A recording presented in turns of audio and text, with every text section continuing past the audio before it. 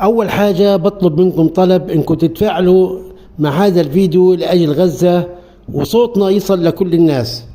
بالنسبة للنظام المصري، السيسي بيقول أنا رقبتي سدادة. وين الموضوع؟ الموضوع إنه في ارتفاع صادرات الأسمنت المصري إلى الكيان الصهيوني لتبلغ 50.8 مليون دولار لأول 10 شهور من سنة 2024 مقابل 900 ألف دولار فقط لنفس الفترة عام 23. يعني تشوف الفرق أكثر من 49 مليون دولار.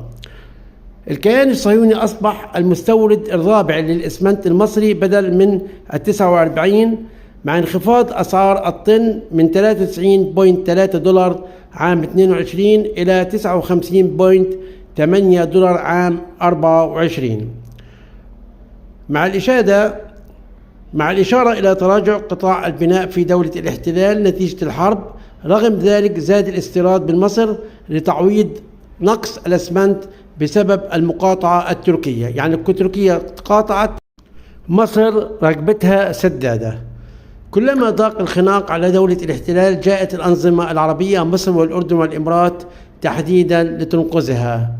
الرجاء شيروا هذا الفيديو وانشروه حتى تفضحوا العملاء من أبناء شعبنا مع الكيان الصهيوني.